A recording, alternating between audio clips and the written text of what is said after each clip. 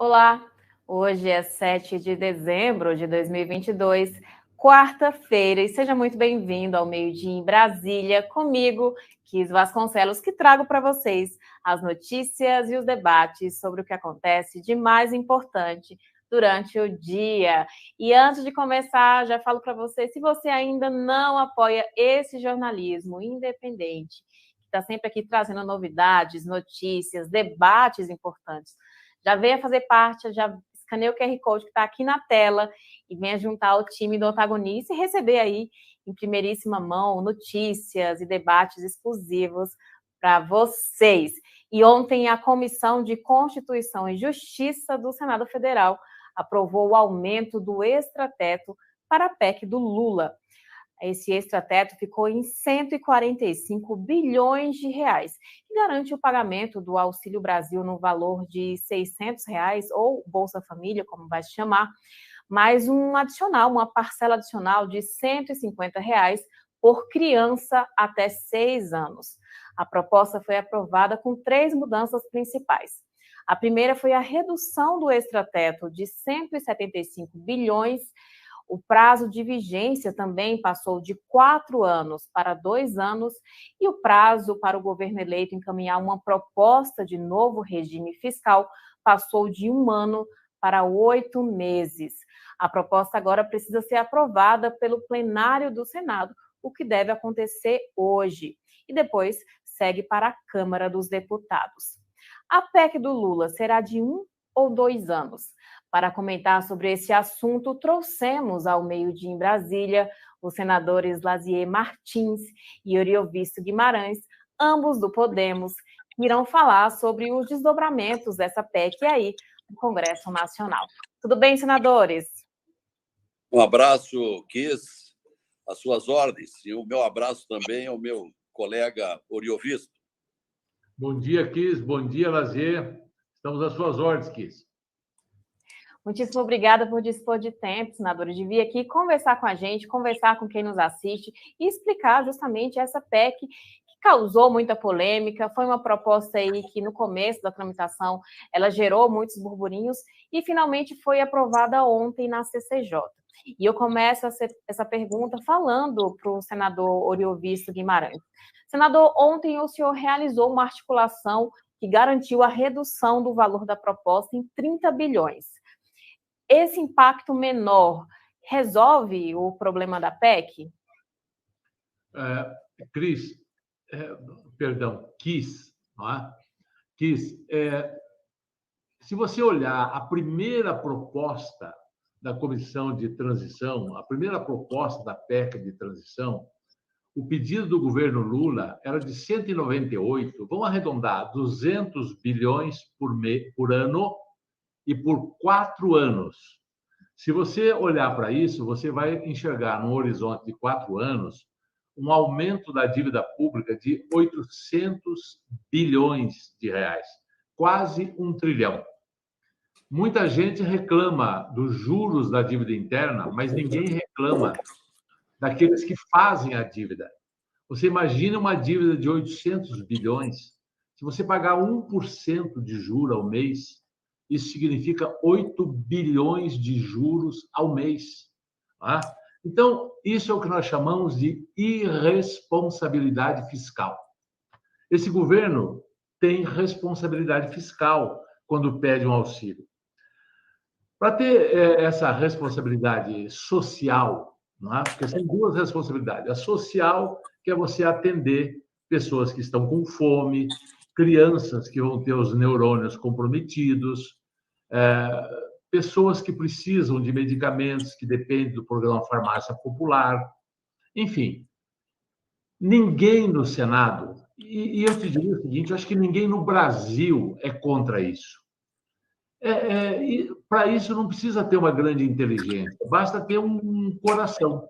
Aliás, o coração de criança, que é mais puro do que o desses que já estão de cabelo branco, que já estão machucados pela vida, né? As crianças seriam as primeiras a dizer, sim, vamos ajudar quem tem fome. Isso não é nenhuma sacada genial, isso é o óbvio. E o governo Lula não foi eleito só para isso. Só para isso nós não... Sabe? Isso já estava sendo feito no governo anterior também. Qual é a grande questão do Brasil? Qual é o grande problema do Brasil? É gerar empregos, é dar dignidade às pessoas. Sabe como é que esse governo vai ser julgado daqui a 4 anos? Assim, ó, muito simples. Hoje nós temos 20 bilhões de miseráveis, 20 milhões de pessoas que dependem do Bolsa Família. Daqui a 4 anos, quantos vão ser? Se forem 20 milhões, igual é hoje, esse governo não serviu para nada. Serviu só para dar esse auxílio. Se forem 30 milhões, esse governo foi um horror. Ele aumentou a pobreza. Esse governo só será bom se daqui a 4 anos, ao invés de 20 milhões que dependem do Auxílio Brasil, forem 10 milhões, ou 5 milhões, ou nenhum. Eu não vou pedir que ele faça um milagre, mas que ele reduza esse número de 20 milhões. Como é que ele vai reduzir esse número, Kiss? Criando empregos. Aí é que está a parte que precisa de cérebro. Aí não basta o coração, aí precisa pensar em economia. Você só cria emprego se mais empresas investirem no nosso país. Você precisa criar 10 milhões de emprego urgente nesse país, para reduzir esse desemprego de 8 e pouco que está para 4 e pouco, 5, que seria uma taxa aceitável. Como é que cria esses empregos? O governo tem que demonstrar que ele é confiável, que ele vai pagar a dívida dele, que o dólar não vai explodir, que a inflação não vai explodir, que os juros não vão ficar altos. E se o governo começar a emitir moeda ou fizer uma dívida muito grande que se torne impagável, se o mercado vê que, se a população vê que a dívida do governo só sobe, você não vai gerar emprego, você vai ter inflação alta, você vai ter dólar alto, e o que é pior, você vai matar empregos. Aquele contingente de pessoas que precisa de Auxílio Brasil vai aumentar. Tá? Então, assim, ele começou pedindo um absurdo, pedindo 800 bilhões. Ontem, nós já conseguimos fazer esses 800 bilhões, que era para ser em 4 anos, ficar só em 2 anos, e se você colocar 145 vezes 2, 290 bilhões. Foi um grande avanço. O mercado, se você olhar, já reagiu bem ontem. O dólar caiu, a bolsa subiu. Pouco, mas caiu e subiu. E hoje nós estamos com uma emenda para reduzir isso para 1 ano e o total de 145 cair para 100 bilhões. E se nós conseguirmos aprovar isso hoje no plenário, que vai ser às 16 horas, você vai ver como o dólar vai desabar no final do dia e como a bolsa vai subir. Perfeito. Senador, antes de passar para o senador Lazier Martins para comentar esse assunto, eu te questiono, esse valor reduzindo para 1 ano, em 100 bilhões, atenderia a necessidade dos gastos do Bolsa Família somados aí aos R$ 150 por criança até 6 anos? Atende e sobra dinheiro. Sobra dinheiro. Se você somar, porque nós já temos dentro do orçamento, portanto, dentro do teto, nós já temos 105 bilhões. Esse não depende de nada, já está lá reservado. Esse já garante R$ 400 por cada uma das pessoas que recebem esse auxílio. Se nós aprovarmos mais 100, nós vamos dobrar esse dinheiro. Teoricamente, daria para ir a 800. Quando nós vamos só a 600, sobra dinheiro para pagar para as crianças, que é um número bem menor, e sobra dinheiro para a farmácia popular, e sobra dinheiro, inclusive, para terminar alguns investimentos que estão começados. É dinheiro suficiente, o governo começa bem, vai ter 1 ano para mostrar o que veio. Se ele veio só para dar auxílio, isso é o caminho para a economia da Venezuela, isso nós não queremos. Dar auxílio nós queremos sim, vamos dar auxílio. Mas isso é pouco. Tem que criar emprego para tirar essa gente da miséria. Não pode criar um exército de dependentes de ajuda estatal que sempre o político vai lá e faz um favorzinho e depois pega voto. Isso é uma coisa horrorosa. Nós temos que acabar com esse tipo de política no nosso país. Então, tem dinheiro para pagar auxílio para todo mundo e sobra ainda um pouco para fazer algum pequeno investimento. O que ele tem é que incentivar o investimento da iniciativa privada, privatizar coisas que não funcionam. Aí é toda uma discussão econômica que eu não vou entrar nela, mas tem saída. Perfeito. E eu passo a palavra para o senador Lazier Martins, já reforçando também. Senador, o senhor avalia que essa proposta, essa emenda que reduz aí de 2 para 1 ano e também reduz o valor do extrateto aí para 100 bilhões, ela tem chance de passar no plenário do Senado hoje? Olha, Kiss Vasconcelos e meu prezado Oriovisto e telespectadores do programa Bom Dia, olha, meio-dia da equipe antagonista.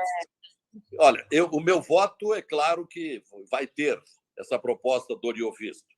O Oriovisto que acabou de fazer uma avaliação muito criteriosa, muito realista, por ser um dos melhores senadores que nós temos e um homem de uma experiência empresarial extraordinária. E tem toda a razão. A questão não é dar comida, é dar emprego. Esse negócio de dar comida se tornou uma praxe no Brasil há vários anos. Se fosse durante o Covid, está certo. O pessoal perdeu o emprego, todo mundo tendo necessidade. Outros países recorreram também a esse sistema de dar uma bolsa, rancho, etc. Agora, levar isso adiante da maneira que está se levando e cada vez mais, isso é demagogia, porque dar o rancho é muito efêmero.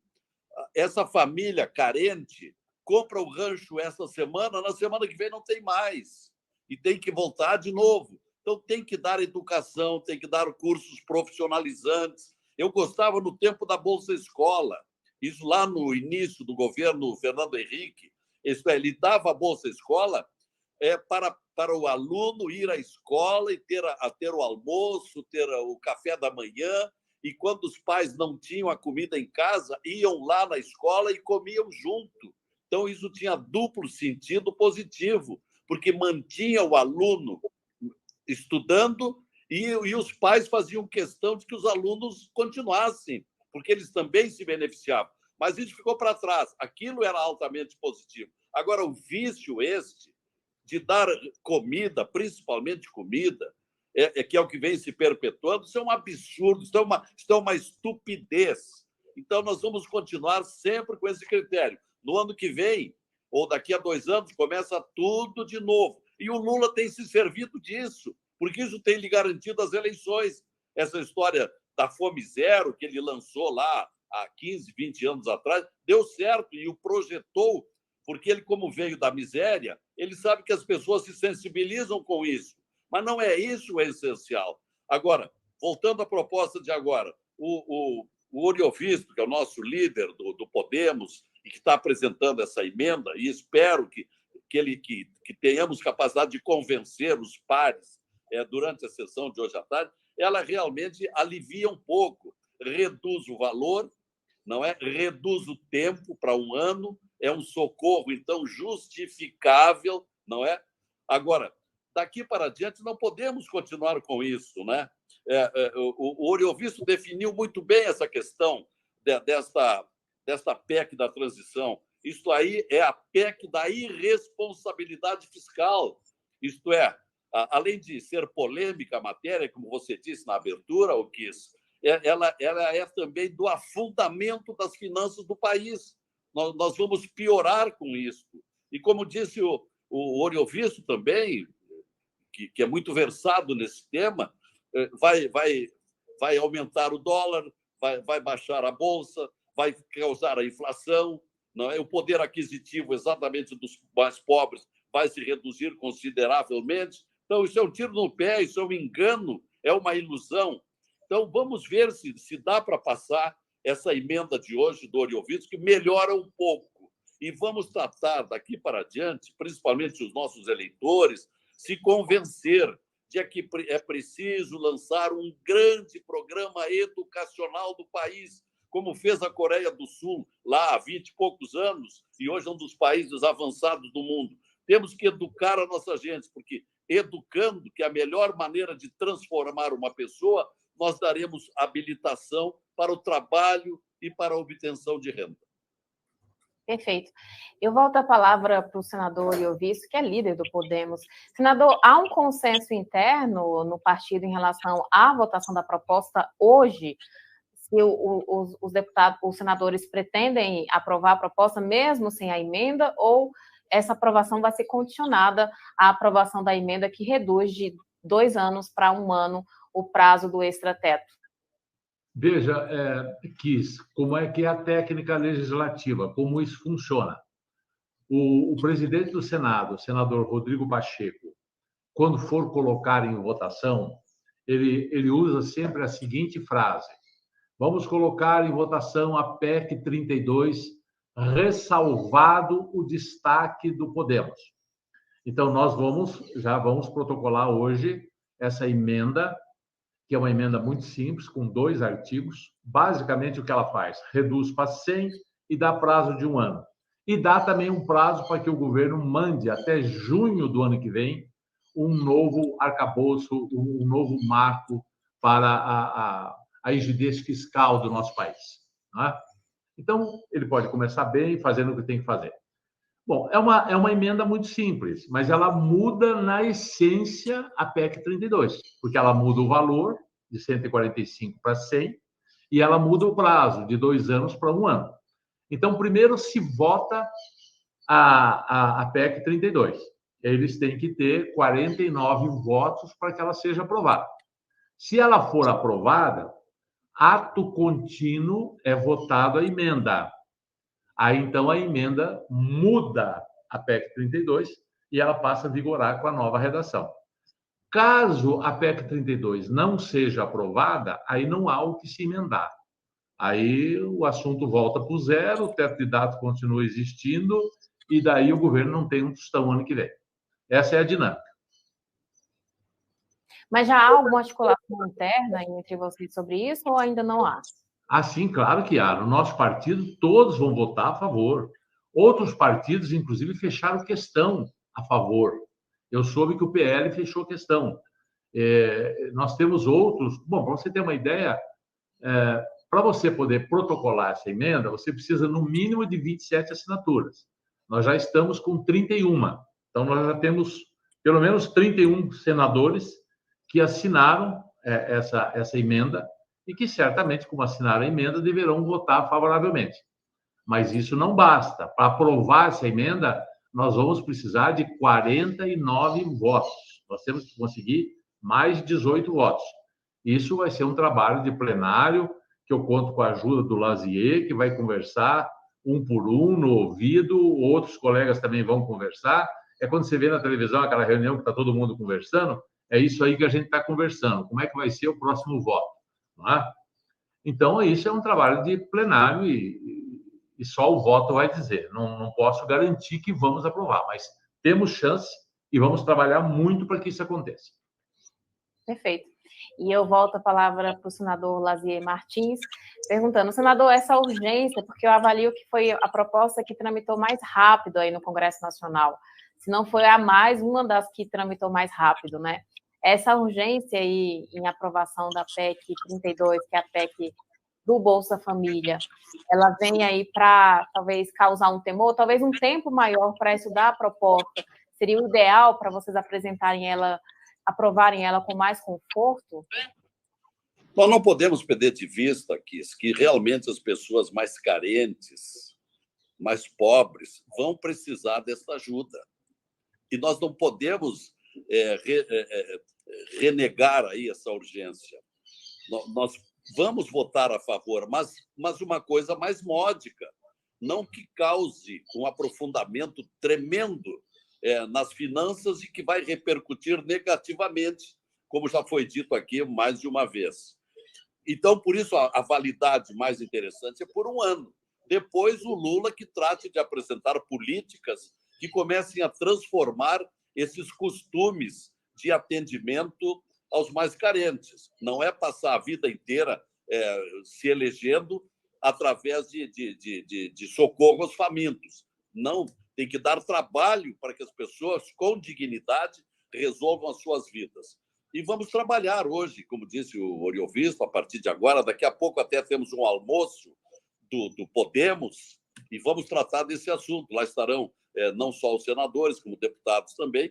Vamos tratar de ampliar esse convencimento para que essa emenda que o Oriovisto produz e que nos representa, ela passe hoje. Então, temos esperança. Agora, concordamos, tem que, nesse momento de urgência e de prejuízo aos mais pobres, nós temos que socorrê-los, pelo menos para mais um ano, que eu acho que seria o ideal. E depois que haja políticas positivas, prósperas do Lula. Ele tem que trazer alguma coisa positiva daqui para diante, que não seja só demagogia e retrospecto do seu mal passado. Perfeito. Eu agradeço muito a participação dos senadores nesse debate. Muitíssimo obrigada, senador Iovício Guimarães, pelo seu esclarecimento, por vir aqui conversar com a gente, explicar aí os desdobramentos da proposta no Senado Federal.